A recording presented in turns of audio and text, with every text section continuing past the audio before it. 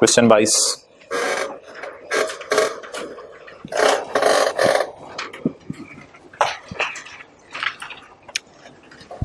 अच्छा ये पॉइंट 3 इसमें देखें, वजाहत ने स्टार्ट किया tuition centre for the students of finance in post locality. तो ट्यूशन सेंटर स्टार्ट किया या ट्यूशन सेंटर में नौकरी शुरू की है? तो ये कौन सा फिर न्यूमेरिकल बनेगा, इनकम फ्रॉम बिजनेस का या सैलरी का? बिजनेस का। उसमें ही रिसीव ट्यूशन फीस ऑफ इतने, ये इसकी सेल होगी या प्रॉफिट है? ही रिसीव ट्यूशन फीस ऑफ इतने, सेल होगी ना इसकी। तो फिर ये न्यूमेरिकल उसी तरह सॉल्व करेंगे। इसमें नेट प्रॉफिट नहीं दिया हुआ, तो लेकिन नेट प्रॉफिट नहीं दिया हुआ, सेल से चलते हुए अलाउड खर्चे माइनस करेंगे। लिखें नेट प्रॉफिट नहीं दिया हुआ, सेल से चलते हुए अलाउड खर्चे माइनस करेंगे, जिस तरह का डॉक्टर सोना वाले सवाल में किया।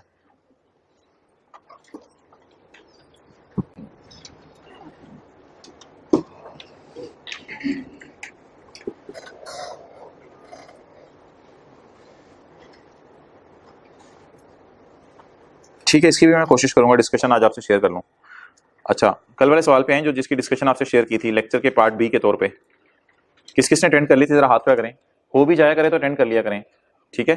कितने लोगों का हो गया था और अटेंड करने के बाद वैसे ही जरा एक दो बातें अच्छी पता चल गई, वो जरा हाथ खड़ा करें। तो अटेंड करने में ना बातें कई हो जाती हैं नई भी, ये मैं नहीं कह रहा कि नई बातें नहीं, कोई नई बात भी ऐसी हो जाती है कि बंदा कहता है अच्छा यार चलो ये बात जरा अच्छी थी।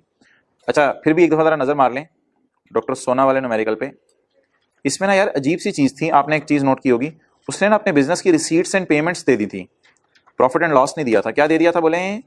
रिसीट्स एंड पेमेंट्स के, कहां कहां पैसे आ रहे हैं और कहां कहां से पैसे जा रहे हैं। तो इसमें देखें तीन किस्म की उसकी रिसीट्स थी। एक प्राइवेट क्लिनिक की थी, इसके खर्चे मैंने यहां ढूंढने थे, तो प्राइवेट क्लिनिक के खर्चों में रेंट ऑफ क्लिनिक। अच्छा ये ज्यादा आसान सवाल होता है वैसे, आप थोड़ा सा जरा घर जाके ना कभी तसल्ली में बैठ के सोचें, सेल से चलना ज्यादा आसान होता है, क्योंकि सेल से चलना आप इंट्रो की क्लास में सीखते हैं। सेल में से रेंट ऑफ क्लिनिक माइनस कर दो, गाड़ी की बजाय इसकी डेप्रिसिएशन माइनस कर दो, सर्जिकल इक्विपमेंट की बजाय इसकी डेप्रिसिएशन माइनस कर दो, असिस्टेंट की तनख्वाह माइनस कर दो। ज्यादा आसान होता है सेल से चलना, थोड़ा सा डीप डाउन आप घर जाके सोचें, ज्यादा आसान है। वो प्रॉफिट से तो मत मारी जाती है बंदे की, ऐड करो फिर लेस करो फिर ये करो वो करो, तो ये ज्यादा आसान न्यूमेरिकल होता है। बहरहाल जिस न्यूमेरिकल में नेट प्रॉफिट नहीं होता उसी न्यूमेरिकल में हम ऐसा कर सकते हैं, वरना हम हमेशा वही अप्रोच लगाएंगे पुरानी वाली, हम नेट प्रॉफिट से ही रिवर्स उठाया करेंगे सवाल को। इस सवाल में भी नेट प्रॉफिट अवेलेबल नहीं था। अच्छा फिर मैं ये कह रहा था कि सेल के खर्चे, इस वाली सेल के खर्चे यहां से ढूंढ लेने थे आपने, लेकिन प्रॉपर्टी और इसके कोई खर्चे इधर पड़े नहीं हुए थे, वो फिर हमें ढूंढने की जरूरत नहीं थी, वो आगे इन्फॉर्मेशन ऑलरेडी अवेलेबल थी। अच्छा अगली बात मुझे ये बता दें, वो क्वेश्चन 9 निकालें बिजनेस के चैप्टर वाला, जो हमने दोनों तरीके से किया था। क्वेश्चन 9 बिजनेस के चैप्टर वाला, पेज नंबर कौन सा बन रहा है? 200, chapter 8 sorry chapter 8 question 9 page 202। यार अब ये न्यूमेरिकल ने दोनों तरीके से किया था ना, प्रॉफिट से चल के भी और सेल से चल के भी।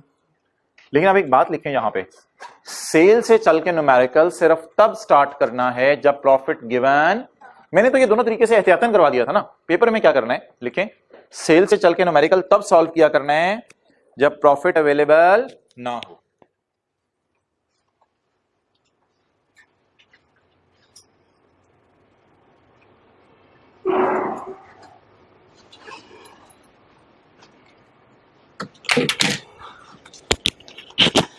आगे लिखें for example question 13 chapter 19 doctor सोना वाला, उसमें क्या गिवन नहीं था?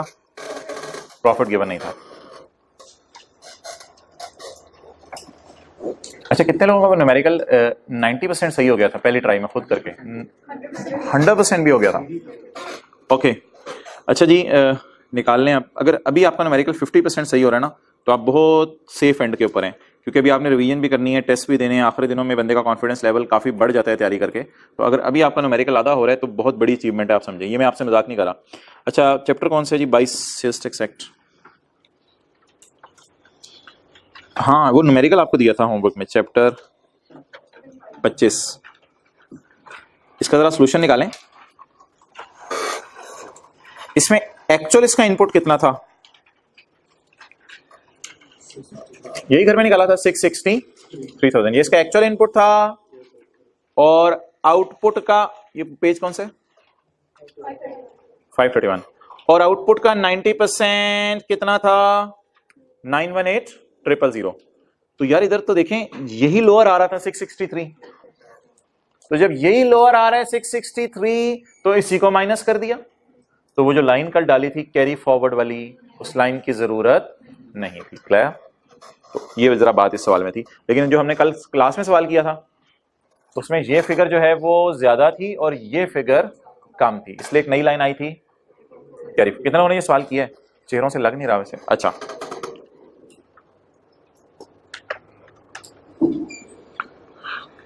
जी कल वाले सवाल पे वापस आ जाए।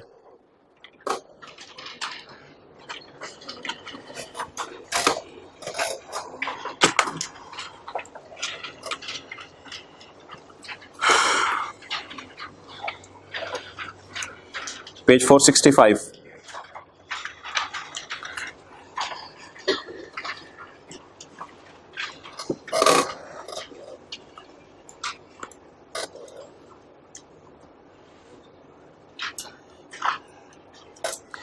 इस बिजनेसमैन की सेल कल कितनी आई थी? क्या था नीचे टोटल? ये 2500। इस बिजनेसमैन की सेल कितनी आई थी? 2500 और परचेज 4000।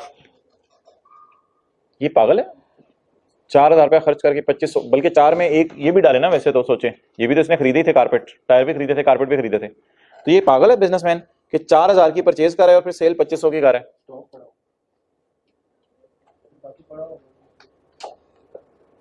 तो ये तो उल्टा इसको नुकसान आ रहा है कि 4000 की इसकी परचेज प्राइस है और फिर डाल डोल के इसने चीजें कितने की बेची? 2500 की। अब एक बात आपको बड़ी मजे की और इंटरेस्टिंग बताने लगा हूं। मैं ना यहां क्वांटिटीज डालने लगा हूं अपनी तरफ से एज्यूम करके। फर्ज करें मैंने 180 गाड़ियों के लिए टायर खरीदे, लेकिन मैंने बेची 130 गाड़ियां। कितनी गाड़ियों के लिए? ज्यादा आसान कर दें इसको। मैंने कितनी गाड़ियों के लिए टायर खरीदे? 80 गाड़ियों के लिए। और 80 गाड़ियों के लिए टायर खरीदे, गोदाम में रख लिए। गाड़ियां ज्यादा मेरे से बन नहीं सकी, लेबर वगैरह शॉर्ट थी। मैंने 30 गाड़ियां बना के बेच दी। तो अब ये अजीब सा नहीं हो गया? सेल में से हमने परचेज कल माइनस कर दी थी, और ये मैं हकीकत बता रहा हूं, कोई assumption नहीं ले रहा, ऐसे ही अपनी तरफ से डाटा एज्यूम कर रहा हूं, लेकिन ये हकीकत है बिजनेस में ऐसा ही हुआ है। अपनी तरफ से डाटा तो मैंने एज्यूम किया, लेकिन हकीकत यह है कि इस बिजनेसमैन ने किया क्या होगा, किस वजह से इसकी सेल इतनी कम है और परचेज ज्यादा है, कि परचेजेस करके अभी रख ली हैं चीजें, लेकिन अभी तक उनकी सेल नहीं हुई। Is it possible? बिल्कुल। अच्छा, अब एक बात सुने जो अकाउंटिंग की क्लास से डिफरेंट है। भाई उठ जाओ। अब एक बात सुने जो अकाउंटिंग की क्लास से डिफरेंट है। अकाउंटिंग की क्लास में ना अक्सर आपका ग्रॉस प्रॉफिट ही निकलता था, कोई नुकसान नहीं निकलता था। वजह क्या थी? आप सेल में से कॉस्ट ऑफ सेल माइनस करते थे। कॉस्ट ऑफ सेल क्या पता होती है? कॉस्ट ऑफ सेल होती है purchases minus closing stock. Opening stock भी पड़ा होता है, परचेजेस माइनस। तो अकाउंटिंग की क्लास में आप सेल में से ऊपर अगर सेल पड़ी है 30 यूनिट की, तो नीचे परचेज भी आप 30 यूनिट की डालते थे। लेकिन कैसे डालते थे? परचेज में से क्लोजिंग स्टॉक माइनस कर देते थे, पता चल जाता था कितनी चीजें बिकी। तो अकाउंटिंग की क्लास में फॉर्मूला है sale minus cost of sale. लेकिन टैक्स वाले लॉजिक पे नहीं चलते और कहते हैं और जान दो भाईजान, इतनी बारीकी में पढ़ने की जरूरत नहीं है, खुदा के लिए बस 80 गाड़ियों के लिए टायर मंगवा लिए हैं, डालो परचेज में। कितनी गाड़ियों के लिए टायर मंगवाए, कितनी बना के बेची? कहते हैं करो माइनस, सेल में से परचेज माइनस करो, कोई मसला नहीं। नेगेटिव में जवाब आ रहा है, कोई मसला नहीं। वो लोअर ऑफ करके हमने सेट कर लिया था वैसे नेगेटिव वाले जवाब को कल। तो कहते हैं नेगेटिव में जवाब आ रहा है, कोई मसला नहीं, माइनस होने दो, नो प्रॉब्लम एट ऑल। हमने कहा टैक्स वालों इतने तुम रहम दिल कैसे हो सकते हो कि परचेज वाली फिगर इतनी हैवी माइनस करने दो? कहते हैं नहीं, मुझे पता है, अल्हम्दुलिल्लाह अगले साल जो 50 गाड़ियों के टायर आपके स्टॉक में पड़े रह गए हैं, वो अगले साल गाड़ियां बिक के सेल हो जाने हैं। वो तो अगले साल सेल रिकॉर्ड, अगले महीने वो अगले महीने सेल रिकॉर्ड हो जाएगी, तो कोई मसला नहीं। कहते हैं आप बात को सादा रख दो टैक्स वालों के लिए, टैक्स वाले टैक्स अपना खुद ही ले लेंगे। कहते हैं वो टेंशन आपने नहीं लेनी, हमारे पास टैक्स कैसे जा रहा है। तो बता दें प्रैक्टिकली आजकल हो क्या रहा है, लोग परचेज करते हैं हैवी, और अगर सेल नहीं हो पाती तो कोई मसला नहीं, न्यूमेरिकल नॉर्मल तरीके से सॉल्व कर देते हैं। Sale into 17% minus purchase into 17%। अब अगले साल बिल फर्ज बिजनेस वाला परचेज करे ही ना कुछ, तो फिर बिजनेस की सेल ही खाली आ रही होगी, हुकूमत तक तो टैक्स पहुंच जाएगा। फिर अगर अगले महीने की सेल बता दें कितने यूनिट्स होंगे, बिल फर्ज अगले महीने की सेल मैं बताऊं कितने खरीदे, अभी इस महीने कितने खरीदे, कितने बेचे, कितने नहीं बेच सके, इस 50 को अगले साल किस में डालेंगे, सेल इंटू 17% कर देंगे, वो हुकूमत को टैक्स पहुंच जाएगा, इसलिए कोई मसला नहीं। तो सेल्स टैक्स लॉ की एक ब्यूटी ये है कि sale into 17% minus purchase into, इससे कोई मैं समझती है आप मचने दें, अगले महीने हुकूमत टैक्स ले लेगी। तो ऐसा कर लें, ये जरा साथ लिख लें, कोई उर्दू लिखने की जरूरत नहीं, कम से कम इतना लिख लें। क्वांटिटीज मैंने अज्यूम की हैं 30 और 80। अब वो मेरी बात समझ आ रही है कि 4000 वाली चीजें 2500 की बेची। हाँ, असल में ये 4000 वाली चीजें नहीं है, 4000 का सामान खरीदा हुआ है, अभी इतना बेचा है कि सिर्फ कितने पैसे आए हैं, 2500।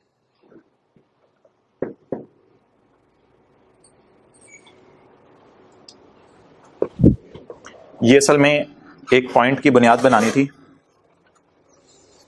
अब आपकी बुनियादें मजबूत हो गई हैं, अब सिर्फ हमने इमारत डालनी है, उस पर सफेदी कर जाके कर लीजिएगा।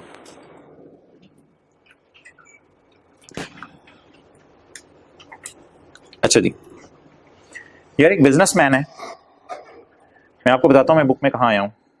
बुक में मैं पेज 438 पे ना हमारा पॉइंट सी रहता है, वो समझाने आया हूं। पेज 438 पे हमारा पॉइंट सी रहता है, वो समझाने आया हूं। एक बिजनेसमैन है, वो जनवरी में रजिस्टर्ड था। वो जनवरी में क्या था, रजिस्टर्ड था। कैसे रजिस्टर्ड था, जनवरी के महीने के अंदर जो है वो उसने फैक्ट्री खोली और 11 लोगों को नौकरी दे दी। क्या कॉटेज इंडस्ट्री है, बड़ी इंडस्ट्री है, 11 लोगों को नौकरी दे दी। अब 11 लोगों को नौकरी देके ये रजिस्टर्ड है, ये समझ लें वही बंदा है मिस्टर एक्स, वो जो नीचे सफ़ों पे दिया हुआ था। इसने जनवरी में अल्हम्दुलिल्लाह इसने कहा यार मैं गाड़ियां गुड़ियां कोई नहीं, मैं ये वो माइक बनाऊंगा, मैं ये वाले ना माइक बनाना चाहता हूं। तो इसने ये माइक बनाना शुरू कर दिए। इसने उसके लिए क्या किया, इसने वो फिगर्स याद रखें, इसने क्वांटिटी 30 माइक बनाने के लिए, 80 माइक बनाने के लिए मटेरियल खरीदा, लेकिन बेचे सिर्फ कितने माइक, 30 माइक बेचे। अच्छा जी, जब महीने का एंड आया तो इसके क्लोजिंग स्टॉक में कितने माइक्स का मटेरियल पड़ा हुआ है, अभी कितने माइक्स बनने वाले रहते हैं, 50। 31 जनवरी की रात को इसने 2 एम्प्लॉयज को बुलाया, फारूक जाओ निकल जाओ, और जाओ निकलो, इतने बंदों की जरूरत ही नहीं है हमें, काम ही छोटा सा सेटअप है, मैंने पता नहीं कितने ज्यादा बंदे रख लिए। अब एकदम ये बन गया कॉटेज इंडस्ट्री।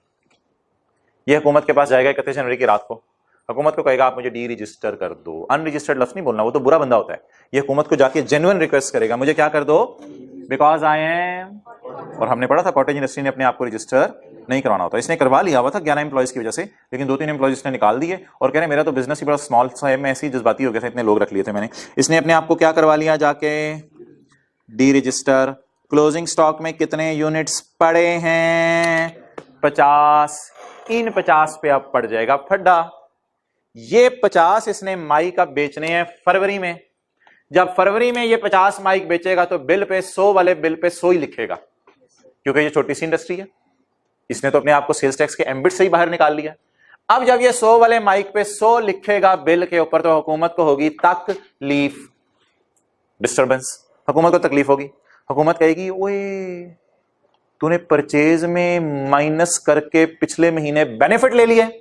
परचेज में कितने डाल दिए थे, वो नीचे वाली साल याद है 80, परचेज में कितने डाल दिए थे, और माइनस करना तो आपको पता है बेनिफिट होता है। कल आपको याद है 80 की परचेज 4000 थी, 4000 को 17% हमने मल्टीप्लाई किया था वर्किंग में, तो वो परचेज में डाल दिया था सारा। तो हुकूमत कहती है तूने तो परचेज में डाल दिया सारा, अब इसको सेल तू करेगा 100 रुपए वाली चीज 100 रुपए में, क्योंकि कोई भी ग्राहक आपके पास आएगा वो आपको कहेगा यार ये माइक बेचो मुझे, तो आप बिल पे 100 रुपए लिख के भेजेंगे ना, क्योंकि आपके पास तो रजिस्ट्रेशन नंबर ही नहीं है अब आपका अपना, तो आप बिल में 100 रुपए वाली चीज डाल के 100 रुपए की बेच देंगे उसको। तो अब हुकूमत कहती है यार ये कोई हमारे साथ गड़बड़ होगी। ये गड़बड़ सिर्फ तब हुआ करेगी, ये रनिंग बिजनेस में गड़बड़ नहीं होगी। रनिंग बिजनेस तो मैं आपको शुरू में समझा के आया हूं, रनिंग बिजनेस में तो क्या होगा, वो रजिस्टर ही रहेगा अल्हम्दुलिल्लाह, और वो सेल में डाल दिया करेगा अगले साल। लेकिन इधर क्या होगा, जब परचेज का टाइम था ये रजिस्टर्ड था, जब सेल का टाइम आया तो ये, अब ये जो इसके पास 50 पड़े हुए हैं यूनिट्स, खरीदे कितने थे, बेचे कितने, कितने नहीं बेच सका, 50 इसके पास पड़े हुए हैं। जब ये बेचेगा तो 100 वाली चीज 100 में बेचेगा, हुकूमत को फायदा। तो हुकूमत कहेगी एज्यूम करो ये 50 यूनिट बिक गए, जिस दिन डी रजिस्ट्रेशन की आप एप्लीकेशन जमा कराएंगे, जिस दिन डी रजिस्ट्रेशन की एप्लीकेशन जमा कराएंगे, हुकूमत क्या कहेगी, एज्यूम करो। आपने कहा एज्यूम कैसे करूं, 50 बिक गए तो मेरे पास पड़े हुए हैं, तो मैंने कहा परचेज में भी तो डाले थे ना, तो सेल में डाल लोगे नहीं अब तुम, क्योंकि तुमने सेल्स टैक्स ही जमा नहीं करना फ्यूचर में, तो हमारा हुक्म है कि तुम किस में डाल दो। अब वो सेल में डालेगा इनको, और मेरे ख्याल से अपनी जेब से टैक्स पे करेगा। जेब से टैक्स पे करना पड़ेगा और कोई हल नहीं है इसके पास, क्योंकि इसने अगले महीने कस्टमर्स को तो 100 वाली चीज 100 में बेचनी है। बहरहाल as a good tax consultant हम इसे मशवरा देंगे कि क्लोजिंग स्टॉक बेच के अपने आप को डी रजिस्टर करवाया करो, वरना बड़ी टेंशन पड़ जाएगी तुम्हें।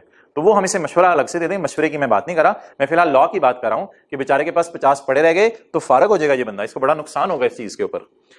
पेज 439 पे आए, page 439। A person is registered in, ये सारी बात जो मैंने की है आपको लिखने की अब जरूरत नहीं है। A person is registered in and he got himself D registered on 1 February. He has 50 units in stock. खरीदे कितने थे? 80। बेच कितने दिए थे? 30। परचेज में कितने डाल चुका है? 80। 50 ज्यादा डाल चुका है। He has 50 units in stock on 31 January, D registration की डेट को। ये बंदा जनवरी में इसने सोचा कि मैं 1 फरवरी से अपने आप को 50 यूनिट्स को इसने परचेज में जनवरी में डाल दिया था। कल न्यूमेरिकल में याद है, 50 को इसने परचेज में डाल दिया था। इसका मतलब है इनका इनपुट माइनस कर चुका है। परचेज इंटू 17% इनपुट होता है ना, परचेज में डाल चुका है यानी जनवरी में माइनस करके फायदा ले चुका है। अब इन 50 यूनिट्स को फरवरी में जब सेल करेगा तो आउटपुट रिकॉर्ड नहीं करेगा, क्योंकि नहीं अच्छा लफ्ज डी करें इसको, डी रजिस्टर्ड, क्योंकि डी रजिस्टर्ड है। अब इसको सेल में नहीं डालेगा, इससे हुकूमत को नुकसान हो जाएगा। हुकूमत के परचेज वाले टाइम पे तो 17 लगा रहा था, सेल वाले टाइम पे तो भूल गया 17 लगाना। इस नुकसान को कवर करने के लिए हुकूमत कह रही है कि 31 जनवरी को आपके पास 50 यूनिट्स का पड़े होना हम सेल एज्यूम कर लेंगे। 50 यूनिट्स का बड़े होना हम क्या एज्यूम कर लेंगे? सेल। ये बहुत लंबी बात थी, लेकिन वी आर वेरी लकी कि पेपर में आपने सिर्फ 4 से 5 लफ्ज याद करने हैं।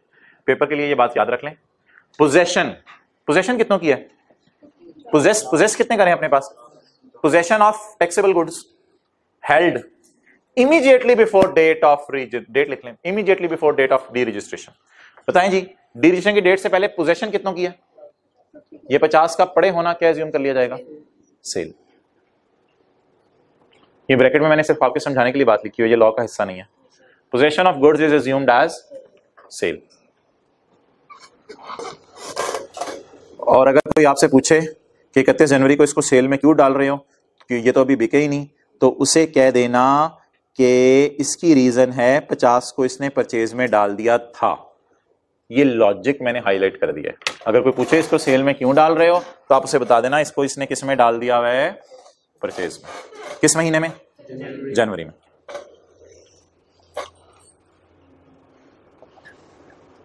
Point D. अच्छा, अब it falls under the definition of supply. ये सेल हो गई आपकी। अब आए जी पॉइंट डी। पॉइंट डी ये आपको स्क्रीन पे तो नजर नहीं आ रहा होगा सही, लेकिन आपकी बुक पे नजर आ रहा होगा आपको सही। ये इमरान खान है और ये होंडा है। इमरान खान को होंडा ने रॉ मटेरियल दिया। होंडा ने कहा इमरान यार वो रबड़ ले ले और अपनी इमरानियन फैक्ट्री में हमें तो ऐसा का टायर बना के दे दे। क्या क्या टायर होंगे जो तेरी फैक्ट्री से आएंगे, लेवल चेक करूंगा टायर का। अब इमरान ने क्या किया? इमरान ने tyre supplied after manufacturing. Imran ने टायर सप्लाई कर दिया उसको वापस आफ्टर मैन्युफैक्चरिंग। इसको मैं सप्लाई बैक कह सकता हूं, जरा ज्यादा अच्छा लफ्ज बनेगा सप्लाई बैक, क्योंकि पहले उसके पास से मटेरियल आया ना, क्योंकि इमरान किसी के मटेरियल पे काम कर रहे हैं। हमने पढ़ा हुआ वैसे एक दफा कि किसी के मटेरियल पे भी सकते हैं। तो इमरान की नजर में मोहतरम ये सप्लाई बन जाएगी। इमरान की नजर में ये क्या बन जाएगी? सप्लाई बन जाएगी। इमरान ने फिनिश गुड सप्लाई किए हैं या रॉ मटेरियल? रॉ मटेरियल किसने सप्लाई किया था और इमरान ने क्या सप्लाई किया है? Finish good. तो फिनिश गुड की ये सप्लाई इमरान की सप्लाई बन जाएगी। बस ये लॉ मेकर कह रहा है। In case of manufacture of tyres belonging to other person, Honda, इसका टायर तो बिलोंग नहीं कर रहे थे लेकिन मटेरियल तो बिलोंग कर रहा था ना उनसे। तो in case of manufacture of goods belonging to another person को अंडरलाइन करके होंडा, द ट्रांसफर, ये काट दें, और डिलीवरी, द ट्रांसफर बाय आई के, द ट्रांसफर बाय आई के of such goods back of such goods back to owner or to a person nominated by him is a supply. is a supply. पहले जरा उर्दू में पढ़ लें, एक मिनट पहले उर्दू में पढ़ा दूं फिर मैं रिपीट करता हूं. अगर होंडा ने टायर बनाने के लिए रॉ मटेरियल खरीदा और सोचा कि टायर किसी और से, तो होंडा ने टायर का रॉ मटेरियल इमरान खान को दे दिया कि आप अपनी इमरानियन फैक्ट्री में बना दो. तो जब इमरान खान टायर बनाकर होंडा या होंडा के एजेंट को वापस करेगा, टायर भी देगा, डंडा भी पकड़ाएगा, घुमाते हुए ले जाओ टायर, तो समझा जाएगा कि इमरान ने होंडा को टायर सप्लाई कर दिए. क्या कर दिए? सप्लाई कर दिए. सप्लाई की डेफिनेशन में फॉलो करेगा.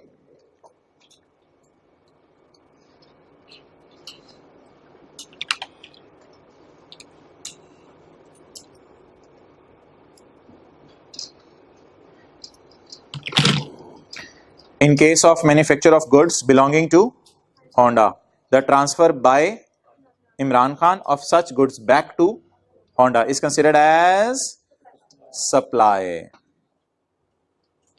ओह, मैंने मैसेजेस खोले हुए थे तो ये लिखी जा रहा था. In case of manufacture of goods belonging to Honda, the transfer by Imran Khan, इसने पकड़ लिया, of such goods back to Honda is messages collate of the data in case. हमारी अंग्रेजी नहीं समझ आती इनको. अच्छा जी, आगे बढ़े. बस ठीक है, ओवर. ये 2 पॉइंट्स रहते थे. अब आप आ जाएं. कुछ नहीं, ऑनलाइन वाला बच्चों कोई बात नहीं हो रही थी, ऐसी कोई हम बात कर रहे थे. अच्छा, पेज 442. पेज 442. यार ये सप्लाई क्या होता है? स्नेक लाए सप्लाई. तो सप्लाई में पता होना चाहिए कि टाइम ऑफ सप्लाई क्या है. सप्लाई में क्या पता होना चाहिए? तो अगले सफे पे आए, पेज 442. पेज 442 पे आपने अपनी बुक्स पे नहीं देखना, आप इधर स्क्रीन की तरफ देखते रहें. अच्छा जी, इंट्रो पढ़ी हुई है, इसलिए कुछ सवाल पहले पूछ रहा हूं, फिर मैं पढ़ाना शुरू करूंगा. एग्जाम्पल 1 में मुझे बताएं कि सर आसिफ ने होंडा को जनवरी में 35,10,000 जमा करा दिया और होंडा ने फरवरी में गाड़ी डिलीवर कर दी. तो एग्जाम्पल 1 में बताएं, अकाउंटिंग के टीचर क्या बताते थे? सेल कब रिकॉर्ड होगी? जब गुड्स डिलीवर हो जाएं. तो बताएं 35,10,000 सर आसिफ ने किस महीने जमा करा के आ गए? जनवरी में. होंडा क्या कहेगा? मैंने कैश रिसीव कर लिया. और डिलीवरी कब होगी? फरवरी में. तो बता दें अकाउंटिंग के टीचर क्या कहते थे? किस वक्त सेल रिकॉर्ड होगी? जब गुड्स डिलीवर होंगी. अच्छा, टैक्स वाले कहते हैं नहीं यार, हम पैसों के भूखे हैं, अर्लियर बता दो क्या हुआ. ये तो कुछ कहते हैं चक्कर चुक्कर का, चुप करो, अर्लियर बताओ क्या हुआ. हमने कहा वो तो कैश रिसीव हुआ. कहते बट डिलीवरी की डेट वगैरह को छोड़ो, इसे जनवरी में ही सेल में डाल दो चुप करके. लेकिन सेल्स टैक्स की नजर से, अकाउंटिंग की बात नहीं कर रहा मैं. अगली एग्जांपल पढ़ें, अपनी बुक पे ना देखें. एक्रूवल कित्थों आ गई? एक्रूवल और वो कैश अकाउंटिंग तो हमने पढ़ी थी उधर, क्या कहते हैं, इनकम टैक्स की बात कर रहा है ना तू? उधर पढ़ी थी ना इनकम टैक्स में भी. इंट्रो क्या मतलब कि F1 के रूल के F6 में, तो फिर डेप्रिसिएशन भी वो वाली रिकॉर्ड किया करो, स्ट्रेट लाइन वाली. नहीं मैं ही कह रहा हूं, अगर आपने या तो इंट्रो पढ़ लो या F6. अगर आपने इंट्रो वाले रूल इधर लगाने हैं तो फिर वो टेक्स्ट डेप्रिसिएशन इनिशियल लॉस आज के बाद ना निकाला करो. F6 पढ़ लेते हैं, आ जाओ. अच्छा, तो अकाउंटिंग वाले जो मर्जी करें, हम बताएं किस महीने की रिटर्न में आउटपुट रिकॉर्ड करेंगे? जनवरी में. अगली एग्जांपल, सर आसिफ को गाड़ी कब बेची होंडा वालों ने? अप्रैल में. कितने अच्छे होंडा वाले थे, उधार पे बेच दी. सर आसिफ पैसे कब देके गए? मई में. 35,10,000 होंडा की जेब में कब आए? मई में. सर आसिफ को गाड़ी कब डिलीवर की थी? अर्लियर इवेंट कौन सा है? Goods delivered. तो लॉ मेकर कहते हैं यार जो भी अर्ली हो उस पर आप हमें टैक्स दे दिया करो. लेकिन इसमें ना वैसे होंडा बड़ा परेशान होता है, क्योंकि होंडा ने अभी सिर्फ गाड़ी बेची होती है, इसके पास पैसे नहीं आए होते, लेकिन फिर भी होंडा को 5,10,000 जमा कराना पड़ता है. तो ये बड़ी परेशान कुन बात है. लेकिन ठीक है यार, हमें क्या, लॉ का हिस्सा है. तो व्हाट इज द रूल? आप रूल बता दें. The time when the cash is received और goods are whichever is will be considered as time of supply, will be considered as time of sale. Okay, ये क्या होता है? Goods made available, goods delivered, cash received, call. हाँ बिल्कुल. मार्च में Honda ने phone किया, सर गाड़ी तैयार है, आके ले जाओ। सर ने कहा भाई बिजी हूँ, चुप, बंद कर दिया फोन। भाई होंडा की तरफ से तो तैयार है ना, तो कस्टमर की सुस्ती है। होंडा की तरफ से फोन आ गया भाई गाड़ी तैयार है ले जाएं। सर आसिफ ने सुस्ती की, अप्रैल में गाड़ी लेने गए और फिर पैसे कर दिए मई में। एक बात याद रखिएगा, जब भी गुड्स मेड अवेलेबल वाला सिनेरियो आ जाए ना, तो आपने डिलीवरी वाली डेट को पेपर में सीधे से इग्नोर ही कर दिया करना है। डिलीवरी वाली डेट को इग्नोर ही कर दिया करना है। डिलीवरी के चक्कर में आपने पढ़ना नहीं। क्यों? क्योंकि डिलीवरी यहां फारिग हो जाती है। यहां जब फोन आ गया ना, तो कस्टमर आपकी अपनी सुस्ती, आप डिलीवरी लेने क्यों नहीं जा रहे? मेड अवेलेबल वाली दिन ही डिलीवरी है। डिलीवरी वाली डेट को आपने पेपर में बिल्कुल इग्नोर कर दिया करना है। ओके, इस तरह होता है आप लोगों को कई दफा। आजकल वो उन्होंने शुरू किया हुआ है फूड पांडा वालों ने, कि आप यहां से आई क्या पेपर देने जा रहे हैं, रास्ते में ठोकर आता है, तो ठोकर के रेस्टोरेंट पे आप फोन कर दें, यार खाना तैयार रखो मैं पिक कर लूंगा। वो वाली ऑप्शन भी आजकल आ गई है।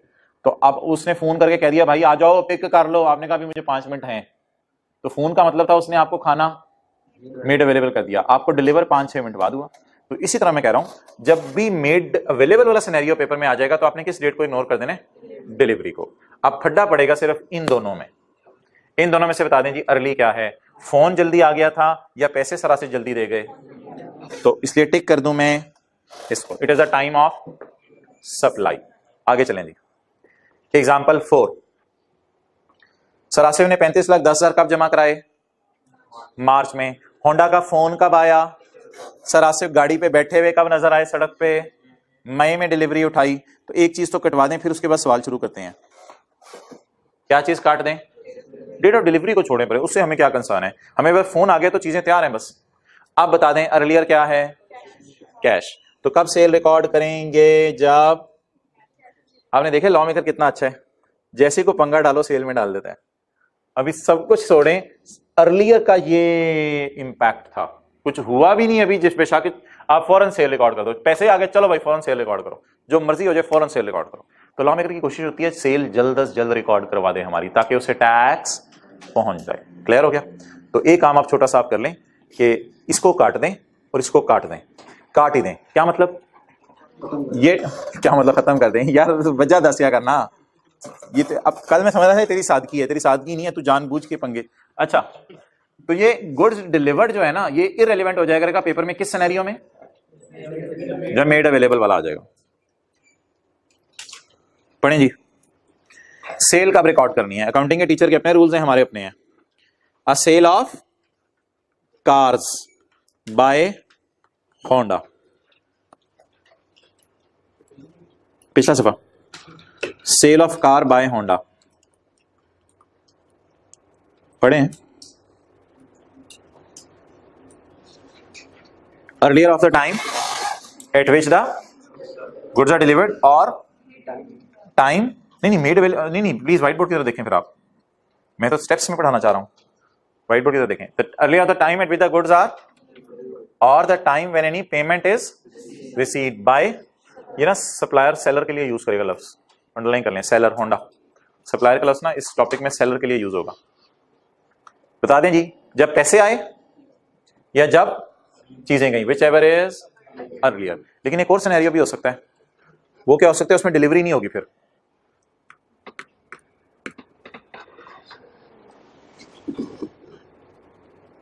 इसमें डिलीवरी नहीं होगी।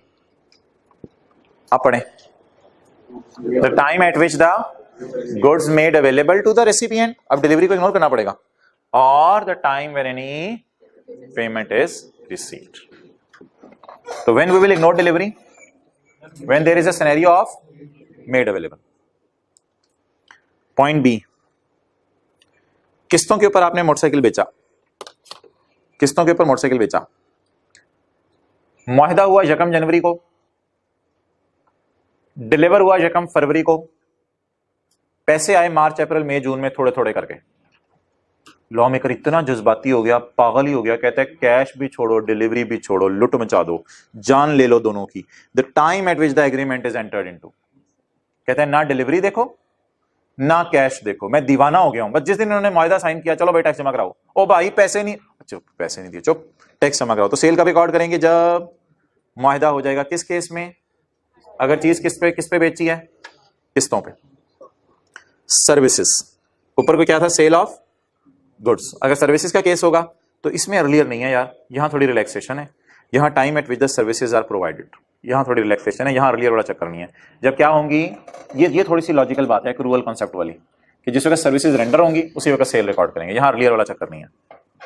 लेकिन सर्विसेज का न्यूमेरिकल नहीं आता हमारे सिलेबस में। नहीं, सर्विसेज में एडवांस में पैसे आज इग्नोर करेंगे आप, the time when the services are provided. अच्छा, ये ना एक दो लाइनें हैं, ये छोड़ दें जरा, पेज 442 पे कल के लिए, पेज 442 पे एक दो लाइनें हैं, आगे आए।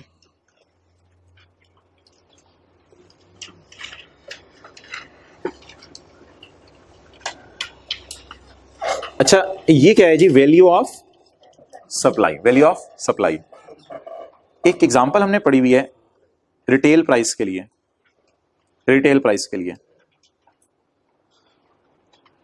याद आ रहा है कहां पे मिलेगी रिटेल प्राइस? आइसक्रीम वाली, ये मिल गई मुझे। इस एग्जांपल में चले जाएं, ऊपर रुपीस लिखते हैं, ये नहीं मैंने लिखे थे। ये बन रहा है आपका 27 रिटेल प्राइस वाली डेफिनेशन, और पेज बन रहा है 440। अब मुझे नहीं पता आपने कहां लिखी हुई है ये एग्जांपल, आई डोंट नो जी। आइसक्रीम कितने की खरीदी रॉ मटेरियल वॉल्स वालों ने, और 30 रुपए की कस्टम ड्यूटी पे करनी पड़ी। कितने की पड़ी? अपना प्रॉफिट कितना डाला, कस्टमर को कितने की बेचनी है, 200 की। सेल्स टैक्स कितना है इस पे, 17%। कस्टमर कितने पैसे देके जाएगा? It is called as retail price, it is called as retail price. Clear हो गया? ये हमने डेफिनेशन पढ़ी थी रिटेल प्राइस की, इसमें सेल्स टैक्स डाले बगैर वाली प्राइस 200 है, that is called as retail price. अब मैं आपको पढ़ाने लगा हूं डेफिनेशन वैल्यू ऑफ सप्लाई की, लेकिन एक बात याद रखिएगा, रिटेल प्राइस का मतलब होता है 20 आइटम्स, शू क्रीम, शू पॉलिश, टूथब्रश, पता नहीं वो जो सारी चीजें पड़ी थी, तो थर्ड शेड्यूल वाली चीजें, तो इसका मतलब होता है सिर्फ 20 आइटम, जिसमें एक हमने टिश्यू पेपर का डब्बा भी पढ़ा था कि टिश्यू पेपर के डब्बे के ऊपर रिटेल प्राइस भी लिखी होती है और आगे सेल्स टैक्स भी लिखा होता है। क्लियर? अब इस एग्जांपल को हम यहां से उठाएंगे, मैं तो कॉपी करूंगा और जाके वैल्यू ऑफ सप्लाई में इसको हम पेस्ट कर देंगे।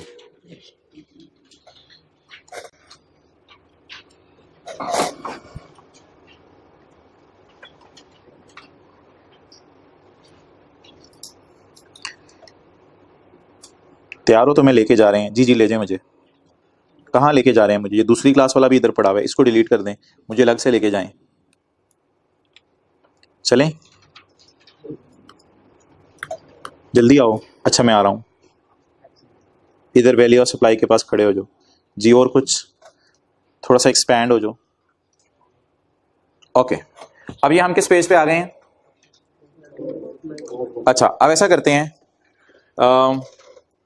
आइसक्रीम की जगह लिख देते हैं एयर कंडीशनर, और रुपीज के साथ लिख देते हैं रुपीज इन 1000, और रिटेल प्राइस के लफ्ज को काट के कर देते हैं वैल्यू ऑफ सप्लाई। 1 मिनट पहले मुझे समझा लेने दीजिएगा, फिर उसके बाद नोट कीजिएगा।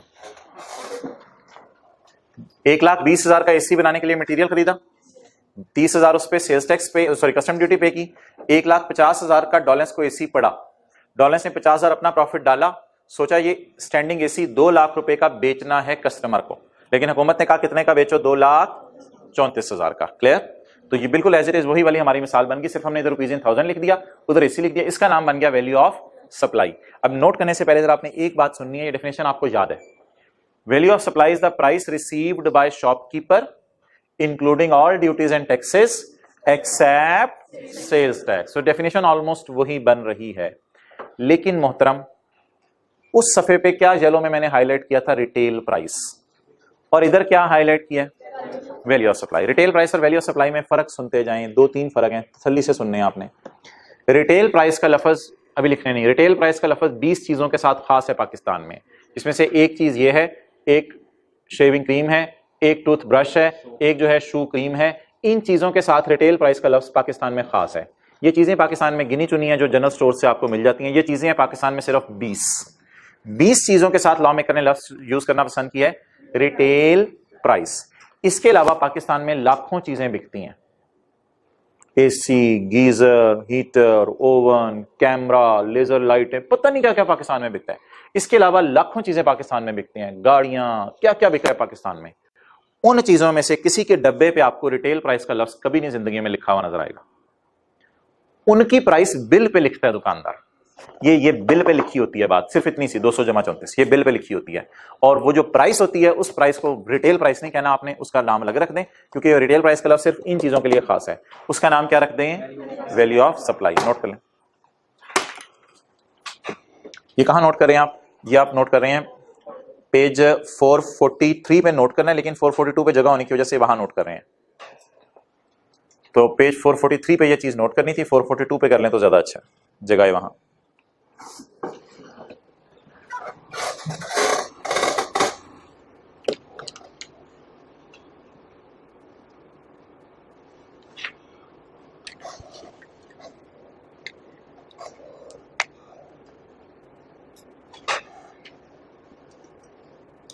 जी अस्सलाम वालेकुम। वालेकुम सलाम।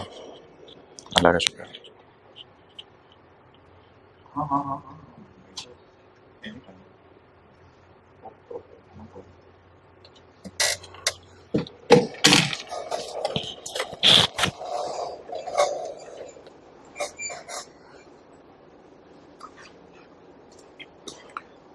पढ़ें जी, पेज 443 की पहली 2 लाइनें पढ़ लें।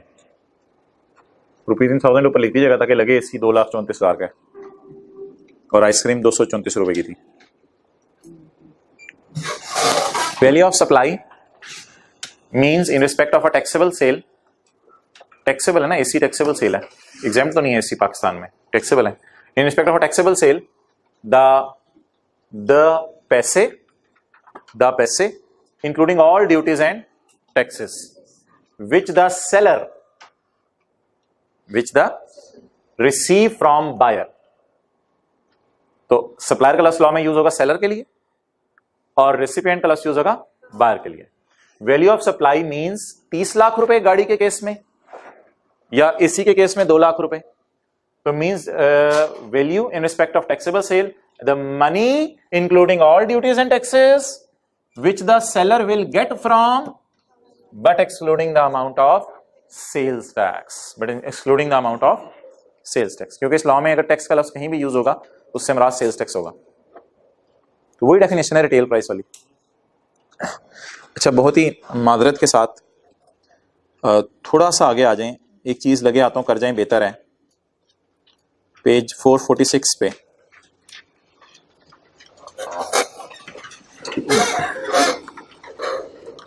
अच्छा जी, हमारे लॉ में ना 2 किस्म की चीजें हैं, एक ये टिश्यू पेपर के डब्बे हैं और एक है एसी, गाड़ियां वगैरह।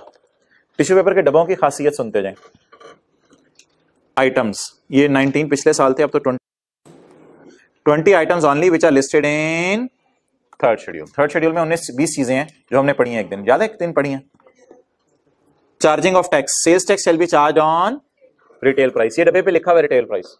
Sales tax shall be charge on price. Retail price and sales tax shall be embossed on each article. जरा नजर मारो इधर, इम्बोस हुआ है, प्रिंट हुआ है, नजर आ रहा है, प्रिंट हुआ है। ओके, ट्रेड डिस्काउंट हो ही नहीं सकता यहां पे, ट्रेड डिस्काउंट हो ही नहीं सकता। क्या मतलब? दुकानदार यहां से पकड़ के करेगा -4 रुपए, ट्रेड डिस्काउंट हो ही नहीं सकता। अगर कोई दुकानदार देता तो वो लॉ वायलेट कर रहे हैं, मुझे वो ना बताइएगा। किसी दुकानदार से मैं टिश्यू पेपर का डब्बा सस्ता लेके आ गया हूं, वो मुझे ना बताइएगा लॉ वायलेट हो रहा है। बस ट्रेड डिस्काउंट दुकानदार इस पे दे नहीं सकता, क्योंकि इसकी प्राइस बाटा प्राइस है, फिक्स है, ऊपर लिखी हुई है। ट्रेड डिस्काउंट हो ही नहीं सकता इन चीजों पे। फर्दर टैक्स भी नहीं लग सकता 3% इन पे। कल लगाया था further tax.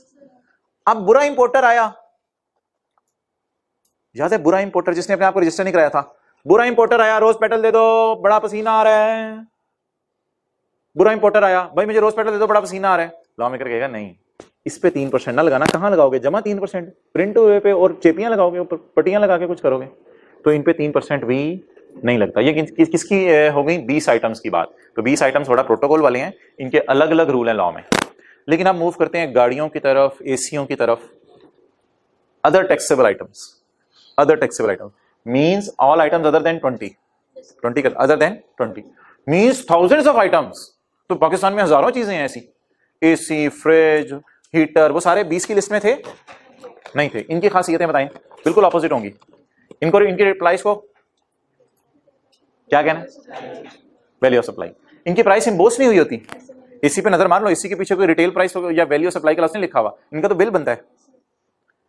Will be considered if conditions are fulfilled. Trade discount consider कर लें आप देना, दिल चाह रहे इसी पे पैसे छोड़ने हैं, छोड़ेंगे ग्राहक को, कोई मसला नहीं। खैर है, इसी पे कौन सा कोई प्राइस फिक्स हुई हुई है बाटा की तरह, प्राइस छोड़नी है छोड़े।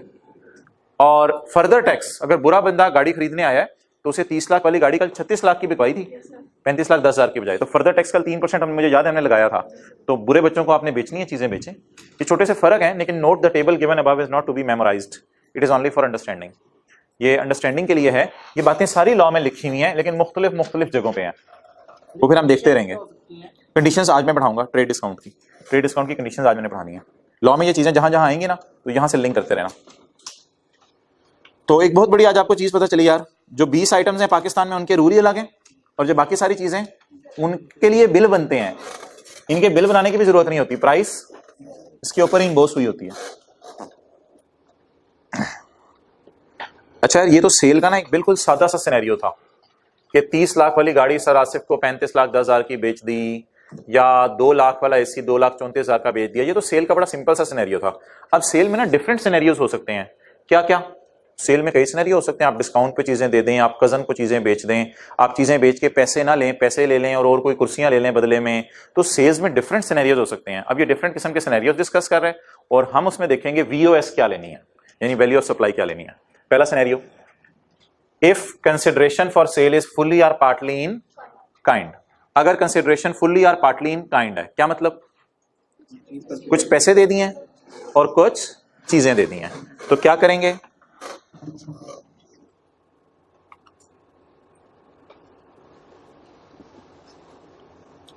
निकालें, इधर लिख जाएं पहले क्वेश्चन 61, इधर लिखें पहले क्वेश्चन 61 और क्वेश्चन 61 निकालें। Question 61 chapter number 24। चलें जी, क्वेश्चन 61 पढ़ते हैं यार। क्या सिनेरियो पढ़ने लगे हैं? पास्ट पेपर के सवाल डायरेक्ट कर लेते हैं।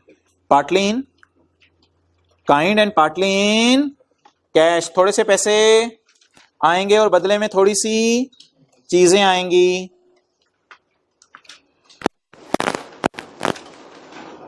Page number 490। चलें जी, शुरू करते हैं। Faulad limited has sold 50 ton iron bars to Tameer limited. Faulad कौन है? सेलर, और तामीर बायर। फौलाद सेलर इसलिए है कि वो आयरन बार्स बेच रहा है, शायद इसलिए इसने अपना नाम फौलाद रखा हुआ है, और तामीर वाला है शायद इसलिए कि उसने कोई घर तामीर करना होगा तो वो आयरन बार्स खरीदने आया है। तो हम अभी डिस्कशन सिर्फ करेंगे सवाल में फौलाद की बुक्स में, ठीक है जी। आपने मुझे बताना है फौलाद के पास से क्या जा रहा है और फौलाद के पास क्या आ रहा है। फौलाद है supplied 50 ton of iron bars. बता दें जी फौलाद के पास से क्या जा रहा है, सिर्फ फौलाद की बात बतानी है। The market price of the supply is 2.5 million exclusive of tax. ये 35 लाख 10 हजार है या 30 लाख है? 30 लाख है। तो 2.5 मिलियन आयरन बार्स की प्राइस है। ओइंग टू फाइनेंशियल डिफिकल्टीज, तामीर ने रिक्वेस्ट की है कि यार थोड़ी सी लैंड ले लो, थोड़े से पैसे ले लो। क्या कहता है? थोड़ी सी लैंड ले लो मेरे से और थोड़े से पैसे ले लो, ये कर लो आप। Having a fair value of 2.3 million. तो फौलाद के पास आ क्या रहा है? फौलाद की बुक्स की बातें कर रहा हूं मैं। फौलाद के पास आ क्या रहा है? लैंड और पैसे इन फाइनल सेटलमेंट। बस फाइनल हो गई है, बस अब और कोई बात नहीं होगी। तो बता दें जी, फौलाद ने जब बाय करने गया सरिया, तो सरिये के इसके पास पैसे पूसे कोई नहीं थे, तो उसने सरिया बाय कर लिया, बदले में क्या दे दिया? लैंड अपनी दे दी और साथ ही कैश भी दे दिया। अच्छा, कैश कितना आया है? कैश कितना आया? Cash point point point point point 0.075। बिल्कुल सही कह रहे हैं आप। असल में ना ये ऐसे मिसाल दे रहा हूं, 2 मिलियन है ना, 2 मिलियन, तो 2 मिलियन को लिखते हैं ऐसे। 2 मिलियन कैसे लिखते हैं? अगर 2 लाख हो जाए तो इसको लिखते हैं 0.2 मिलियन। लेकिन अगर 20,000 हो जाए तो इससे लिखते हैं 0.02 मिलियन। तो जैसे ये 20,000 है ना, वैसे ऊपर 75,000 है। तो ये तो हमने सवाल से हटके कोई बहस शुरू कर दी थी। तो 75,000 का मतलब है भाई 0.075। तो कहते हैं जी लैंड ले लो और थोड़े से मेरे से पैसे ले लो अलॉन्ग विद सेल्स टैक्स। इस पे सेल्स टैक्स भी 17 डाल लेंगे, वो कहते हैं बाद में मैं बात करता हूँ। सेल्स टैक्स वगैरह इस पे डाल के तुम्हें दूंगा, और एक चेक तो ले लो मेरे से 75,000 रुपए का, और लैंड ले लो। बता दें जी फौलाद की बुक्स में अगर मैं बात करूं तो ये अब दो बातें हैं मेरे सामने कि फौलाद सेल रिकॉर्ड करे, जो चीज बेच रहा है उसकी प्राइस पे सेल रिकॉर्ड करे, या फौलाद सेल रिकॉर्ड करे जो बदले में चीज मिल रही है। ये एक वर्सेस वाली कैलकुलेशन होगी, अब कौन जीता। तो लॉ मेकर कहता है यार खुदा के लिए किन टेंशनों में डाला हुआ है, फौलाद ने आयरन बेचा है तो 2.5 करो और खत्म करो, जा आ और पता नहीं क्या क्या जमा करा। पागल हुए हो तुम, क्या बेचा है फौलाद ने? Iron bars. तो सवाल में ये देने की क्या तुक है? सवाल में ये देने की क्या तुक है? परेशान करना। अच्छा अच्छा अच्छा अच्छा, परेशान करना था। तो बस जो चीज बेच रहे हैं उसी की मार्केट प्राइस आपको पता है सेलर की बुक्स में रिकॉर्ड होनी चाहिए। तो seller should record the fair value of goods delivered. तो what is the sale price, जिसको मैं ग्रीन सिग्नल दे दूं from the point of view of Faulad 2.5।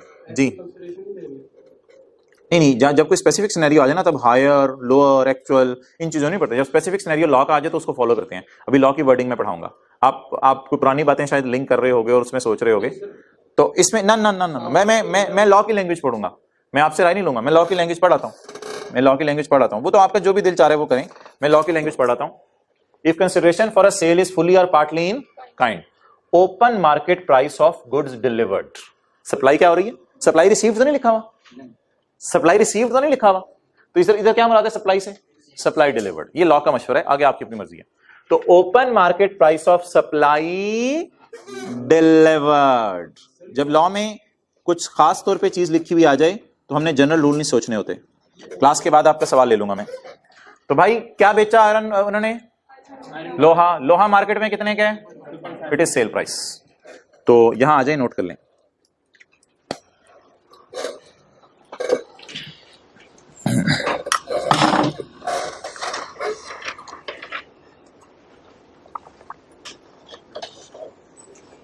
फौलाद books जरूर लिख लीजिएगा, फौलाद की बुक्स।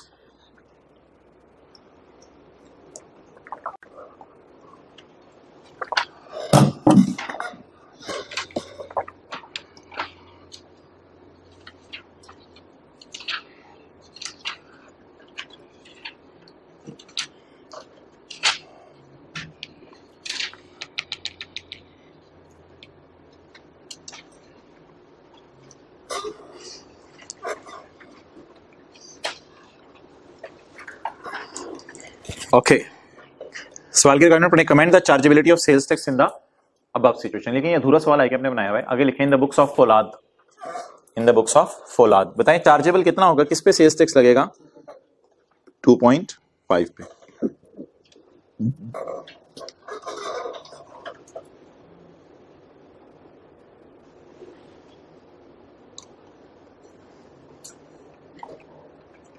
ओके, पहली दो लाइनों में आपको पता है जनरल गाइडेंस दी हुई थी उसने, लेकिन जब कोई स्पेसिफिक सिनेरियो आ जाए तो फिर जैसे लॉ कहेगा हम वैसे ही चलेंगे। लेकिन ये डिलीवर जरूर लिख लें। ओपन मार्केट में सप्लाई, लफ्ज ओपन है ना, घर में परेशान करते हैं। Open market price of supply delivered, what are being delivered? Iron bars. Point 2 की एग्जांपल, अब आप आ जाए वापस पेज 443 पे ही, लेकिन पेज 444 पे आए जरा। Ali sold goods to his cousin for 3 million, मिल गई। However, ओ जानने वाले को बेच दी। Ali sold goods to his cousin for rupees, however the fair value of goods is, मोहतरम VOS लेंगे 4 मिलियन, 3 मिलियन ही लेंगे क्योंकि जानने वाले को आपने बाजार से सस्ती बेची ना। तो what is the open market price? 4 million. आए पॉइंट 2,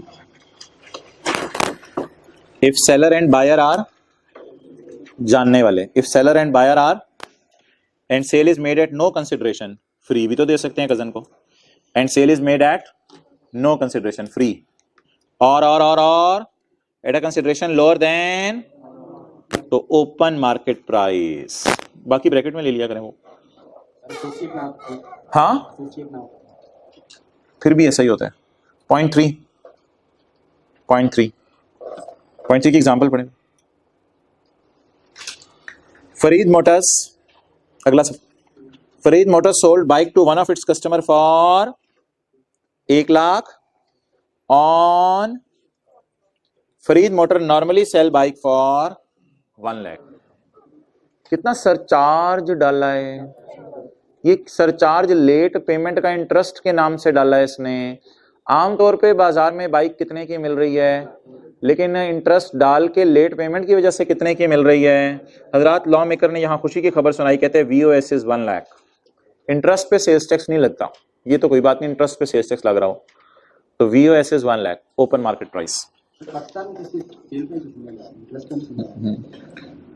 वो अलग बहस है। If a taxable sale is made to a general public on instalment base, इसमें क्या डला हुआ था, अभी लॉ मेकर अपना फतवा नहीं सुना रहा, अभी सिर्फ समझा रहे हैं आपको कि उसमें सरचार्ज डला हुआ था।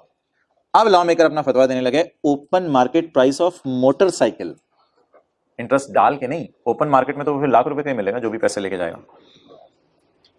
ओके आगे आए 0.4, Sameer electronics sold 7 ACs at a discounted price of 1,80,000। ये डिस्काउंट देने के बाद वाली प्राइस है या पहले वाली? The fair market value of AC was 2 lakh. बाजार में कितने के थे? Trade discount of 20,000 is mentioned on bill, और बिल पे 20,000 का डिस्काउंट माइनस किया और 2 लाख वाली चीज अल्हम्दुलिल्लाह हम कितने की लेके आ गए? 1,80,000 की। लॉ मेकर यहां पे बिल्कुल रिलैक्स करेगा आपको, और VOS will be 180 not 2 lakh. Discount अल्हम्दुलिल्लाह शुक्र है माइनस करने की इजाजत है, डिस्काउंट हमारा लॉ मेकर कहते हैं माइनस करने की इजाजत है। इसके लिए 2 कंडीशंस हैं, वो सुन लें। डिस्काउंट बिल पे लिखना है कि कितना दिया है, जुबानी कलामी नहीं देना, बिल पे लिख के देना है। और दूसरा ये कि डिस्काउंट बिजनेस नॉर्म्स के मुताबिक होना चाहिए, यानी अनड्यू डिस्काउंट ना दे दें, ड्यू डिस्काउंट दें। बिजनेस नॉर्म से हट के अगर डिस्काउंट दिया वो मैं न्यूमेरिकल्स में कराऊंगा आपको, लेकिन डिस्काउंट क्या क्या होना चाहिए? बिजनेस नॉर्म्स के मुताबिक होना चाहिए। बिजनेस नॉर्म्स क्या है? 10-20% फीस बच्चे को कॉलेज ने माफ कर दी। अनड्यू क्या है? चल यार तुझे 80% फीस माफ, ये पता नहीं क्या कह रहे हैं कॉलेज वाले। तो ये अनड्यू डिस्काउंट नहीं देना, बस ड्यू डिस्काउंट दे दें। 2 शराइत पढ़ें जरा। In case trade discount is provided, the discounted price 180, इसको ब्रैकेट में ले लें। शराइत बताएं। बिल के ऊपर डिस्काउंटेड प्राइस मेंशन होनी चाहिए, एंड रिलेटेड टैक्स, और टैक्स भी मेंशन होना चाहिए कितना इस पे बनता है। And the discount allowed is in conformity with the, और डिस्काउंट अलाउड किन रूल्स के मुताबिक होना चाहिए? नॉर्मल बिजनेस प्रैक्टिसेस के मुताबिक होना चाहिए। सर 0.4 में चाहिए एसोसिएट हो। हाँ नॉर्मल डिस्काउंट तो आप एसोसिएट को भी दे सकते हो। अच्छा जी 6 में बाद में पढ़ाता हूं, 5 और 7 जरा पढ़ लें। इन case of a special nature of transaction, ये 5 और 7 जो है ना थ्योरी की हद तक है, इनमें आपको कोई न्यूमेरिकल चीज नहीं समझ आएगी। न्यूमेरिकल्स के लिए ऊपर वाली एडजस्टमेंट्स हैं, और आज हमने न्यूमेरिकल्स की बेस बनानी शुरू कर दी है। ये जो आज मैंने 2 डेफिनेशंस आपको पढ़ाई है ना, एक टाइम ऑफ सप्लाई, ये न्यूमेरिकल्स में टेस्ट होती है, और ये जो वैल्यू ऑफ सप्लाई पढ़ा रहा हूँ ये न्यूमेरिकल्स में टेस्ट होती है। तो आज न्यूमेरिकल एतबार से हमने चीजें पढ़नी शुरू कर दी हैं। Okay, in case of special nature of transaction where it is difficult to determine value of supply, the open market price, बस वो एक्सक्लूडिंग अमाउंट ऑफ टैक्स शायद लॉ मेकर लिखना यहाँ भूल गए, उसकी गलती होगी बेचारे से। तो ओपन मार्केट प्राइस, अब ये क्या फायदा हुआ आपको पढ़ के? समझ आ गई है बात, लेकिन फायदा कोई नहीं हुआ। अच्छा 7 में आए, 7 में आए, कोई भी स्पेशल नेचर की ट्रांजैक्शन है, कोई चीज बाजार में है, अब वो बड़ी स्पेशल नेचर की है, तो आप किसी ऐसे बाजार में ही पाकिस्तान में लेके चले जाएं जहां पे उसकी फेयर वैल्यू लग जाए। 0.7, if there are sufficient reasons to believe that value of sale has not been correctly declared in bill, अगर यहां ये 2 नंबर बिल लफ्ज सुना है आपने, 2 नंबर बिल, तो 2 नंबर बिल की इंग्लिश आज पढ़ें। If there are sufficient reasons to believe that value has not been correctly declared in invoice, Punjabi वाले कहते हैं 2 नंबर बिल, अंग्रेज कहते हैं if there are sufficient reasons to believe that the value of supply has not been correctly declared in invoice, तो क्या करें यार? अल्लाहु अकबर, कमेटी बनाएं, ओए होए होए होए होए, कमेटी बनाएं। कौन बनाए? सदर पाकिस्तान। वो इतना बड़ा मसला नहीं है, कमेटी कमिश्नर बना दे, कमिश्नर बना दे कमेटी। कमेटी में कौन कौन बैठेगा? एक तो कोई दुकानदार अच्छा सा बिठा लें, शक्ल से नहीं, एक कोई अच्छा सा दुकानदार बिठा लें, और एक इनलैंड रेवेन्यू के दफ्तर का बंदा बिठा लें। इनलैंड रेवेन्यू से मुराद है एफबीआर का एम्प्लॉई। एक कोई एफबीआर का एम्प्लॉई देख लें और एक कोई अच्छा सा दुकानदार बिठा लें। ये दुकानदार, दोनों दुकानदार और एफबीआर का एम्प्लॉई बैठ जाए, इनका नाम बन जाएगा वैल्यूएशन कमेटी। इनको चुनना किसने है? ये लोग फिर वैल्यू बता देंगे चीज की, अगर बिल में कोई 2 नंबरी है तो। चलें जी, पॉइंट 6 आखिरी है, इसकी एग्जांपल आज का, इसकी एग्जांपल अगले सफे पे पॉइंट 5 में है। एक मिनट, हाँ कहते हैं तामीर imported goods for 15 million, however custom authorities determine the value of imported goods at 18 million. ये क्या चक्कर है यार? एक बार याद रखिएगा, कभी भी हुकूमत वाले ना इंपोर्टेड गुड्स में हमारी प्राइस नहीं मानते। वजह पता क्या? हम बाहर के मुल्क से चोरी करके ले आते हैं, हम बाहर के मुल्क से बंदों को करके मिला के 2 नंबर तरीके से भी चीजें ले आते हैं, हम बाहर के सप्लायर को इधर उधर की कहानियां करा के भी चीजें ले आते हैं। तो याद रखिएगा, कभी भी कोई बंदा पाकिस्तान में चीज इंपोर्ट करते हैं ना, हुकूमत उसके बिल नहीं मांगती उससे, हुकूमत उसकी प्राइस खुद मालूम करती है। तो 15 मिलियन को तो काटें, तामीर imported goods for 15 million, however custom authorities ने कहा कि इसकी इंपोर्टेड गुड्स की प्राइस क्या है? 18 मिलियन। अब सबसे पहले जब आप चीज लेके आए तो नजर लगी कस्टम वालों की, उन्होंने कहा चाचू चल 9 मिलियन टैक्स जमा करा। कस्टम ड्यूटी बड़ी हैवी रेट होते हैं इसके, चल 9 मिलियन टैक्स जमा करा। फिर उस चीज को आप लेके थोड़ा आगे गए तो एक्साइज ड्यूटी वाले बैठे हुए थे, चल पुत्र 3 मिलियन जमा करा। आपकी चीज को 2 दफा नजर लग गई है, आपकी चीज को 2 दफा नजर लग गई है। 18 वाली चीज थी, नो टैक्स मांगा किसने? 3 किसने टैक्स मांगा? इनके रेट्स मैंने आपको इसलिए नहीं बताया कि रेट्स हमारे सिलेबस में नहीं है, इनके फिगर्स मैंने आपको इसलिए दे दिए कि पेपर में दे सकता है इनकी फिगर्स, लेकिन इनके रेट्स मुझे नहीं पता ना हमारे सिलेबस में इनके रेट। तो ये दोनों टैक्सेस इसने जमा करा दिए। अब आगे गया तो सेल्स टैक्स वाला आखिरी कमिश्नर इसको तक रहा था, पुत्र आजा क्या लेके आया ये चीज। कमिश्नर बड़ा अजीब बंदा है, कहते हैं यार 30 मिलियन पे 17% लगाऊंगा। ओए 30 पे 17%? इनमें तो टैक्स डला हुआ है। कहते हैं हाँ टैक्स ऑन टैक्स लगाऊंगा मैं, मेरी मर्जी मर्जी। क्या मतलब? कहते हैं मतलब आ जाओ फिर बताता हूँ। कहेगा एज पर पीछे से सफा आ जा। कहते मैं तू टेंशन क्यों ले रहा है यार, लॉ पढ़ ले, मेरे ऊपर ऐसी रोप डाल रहा है, आगे बात कर, मेरा मुझे क्यों फटा डाला हुआ है? In case of imported goods, छोड़ दें अभी कल पढ़ेंगे। In case of the value determined under custom act including custom duty, no, and including ये कितनी है? 3, टोटल बन गया 30 VOS, 30 वैल्यू ऑफ सप्लाई। ठीक है जी, ओवर, सलाम। हाँ पूछना शुरू करें आप।